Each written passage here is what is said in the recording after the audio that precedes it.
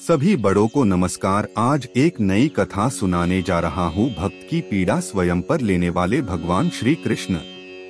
जो साथी मेरे चैनल पर पहली बार आए हैं, कृपा करके मेरे वीडियो को लाइक और शेयर करें। आप सभी से विनती है कि आप ये कहानी अपने बच्चों को जरूर सुनवाएं ताकि वे अपने जीवन में विकास करें।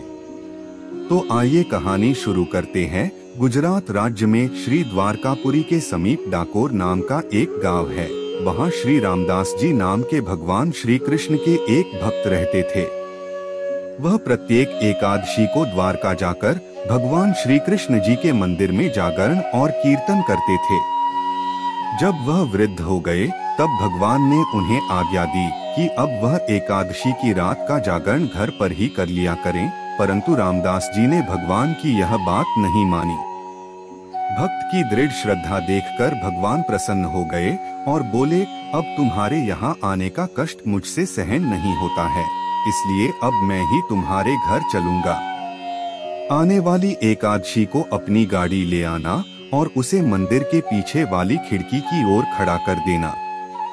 मैं खिड़की खोल दूंगा, तुम मुझे अपनी गोद में उठाकर अपनी गाड़ी में बिठाकर शीघ्र ही चल देना। भगवान श्री कृष्ण जी स्वयं मेरे घर आएंगे। यह सुनकर रामदास जी भाव विभोर हो गए और उन्होंने भगवान को साष्टांग नमन किया। प्रभु के बताए अनुसार भक्त रामदास जी ने कान्हा जी को घर पर ले जाने की पूरी तैयारी कर ली। कान्हा जी ने जैसा बताया था उसी अनुसार जागरण करने के लिए गाड़ी लेकर आए। सभी लोगों को लगा कि वृद्ध होने के कारण रामदास जी गाड़ी से आए हैं। एकादशी की रात को जागरण हुआ। अगले दिन अर्थात द्वादशी की आधी रात को रामदास जी खिड़की के मार्ग से मंदिर के भीतर पहुंचे। उन्होंने कान्हा जी के सारे आभूषण उतारकर वहीं मंदिर में रख दिए। रामदास जी तो भक्त थे, उनको तो भगवान से सच्चा प्रेम था। आभूषणों से उन्हें कुछ लेना देना नहीं था। रामदास जी भगवान को गाड़ी में बिठाकर चल दिए। कुछ समय बाद जब पुजारियों ने देखा कि मंदिर में कान्हा जी की मूर्ति नहीं है, उनके आभूषण वहीं रखे हुए थे। मंदिर में कान्हा जी को न पाकर लोग समझ गए कि श्री रामदास जी गाड़ी लाए थे, वही कान्हा जी को ले गए हैं। पुजारियों ने उनका पीछा किया। पुजारियों को अपने पीछे आते हुए देखकर श्री रामदास जी ने भगवान से पूछा कि अब क्या उपाय करना चाहिए। भगवान ने कहा, मुझे बावड़ी में रख दो। बच्चों, बावड़ी का अर्थ है बड़ा कुआं। इसमें सीढ़ियां होती हैं जिससे कुएं के भीतर तक जा सकते हैं। रामदास जी ने भगवान की आज्ञा के अनुसार उन्हें बावड़ी में रख दिया और निश्चिंत होकर गाड़ी हाँक दी। पीछे से आए पुजारियों ने रामदास जी को पकड़ा और बहुत मार लगाई। उनके शरीर से रक्त बहने लगा। उम्मीद है आपको कहानी पसंद आ रही होगी। कृपा करके मेरी वीडियो को लाइक शेयर कर दे और मेरे चैनल को सब्सक्राइब कर दे। अब आगे की शेष कहानी सुनिए। रामदास जी को पीटकर पुजारी गाड़ी की ओर आए और वहां चारों ओर भगवान को ढूंढने लगे, पर वे कहीं नहीं मिले। तब सभी को पछतावा हुआ तथा वे बोले कि इस भक्त को हमने बेकार ही मारा।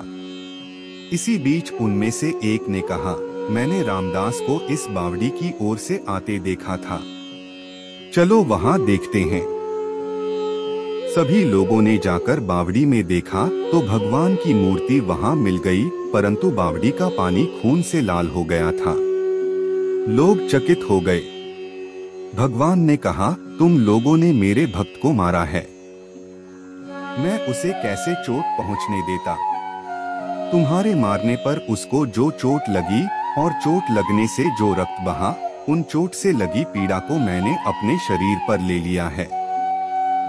इसी कारण से मेरे शरीर से खून बह रहा है। मेरा भक्त मेरी आज्ञा से मुझे लेकर जा रहा था। आप सबने उसे बहुत मारा है, अब मैं तुम लोगों के साथ कदापि नहीं आऊंगा।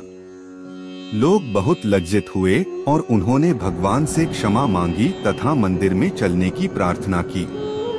तब कान्हा जी ने उन्हें दूसरी मूर्ति का पता बताया तथा कहा कि उस मूर्ति को मंदिर में स्थापित करो। अपनी जीविका के लिए इस मूर्ति के वजन का सोना ले लो और वापस जाओ। पुजारी लोभी थे। वे मान गए, मूर्ति को तौलने के लिए तैयार हो गए। रामदास जी के घर पर आकर भगवान ने कहा, रामदास, तुम तराजू बांधकर मुझे तौल दो। रामदास जी ने भगवान की आज्ञा के अनुसार तराजू के एक पलड़े में कान्हा जी को रखा तथा दूसरे पलड़े में पत्नी के कान की सोने की बाली रख दी। भगवान की मूर्ति का वजन उन सोने की बालियों के बराबर निकला। भक्त रामदास जी ने वह बाली पुजारियों को दे दी। पुजारी अत्यंत लज्जित होकर अपने घर को चल दिए। भगवान ने भक्त से अपनी एकरूपता दिखाने के लिए ही भक्त की पीड़ा अपने ऊपर ली। धन्य है ऐसे भक्त श्री रामदास जी। पूरी कहानी ध्यान से सुनने के लिए धन्यवाद। अंत में यही कहूँगा, ईश्वर आप सभी को सुखी रखे और अपना ख्याल रखे। उम्मीद है कि आपको यह कहानी पसंद आई होगी। आपका कोई भी सुझाव है तो मुझे कमेंट में कह सकते हैं। कृपा करके आप मेरे चैनल को सब्सक्राइब करें और मेरी वीडियो को लाइक करें ताकि मुझे धार्मिक वीडियो बनाने का हौसला मिलता रहे और आप सबका प्यार भी मिलता रहे। कृपा मेरे चैनल को सब्सक्राइब करें। अब मैं मिलता हूँ आपको अगली वीडियो में।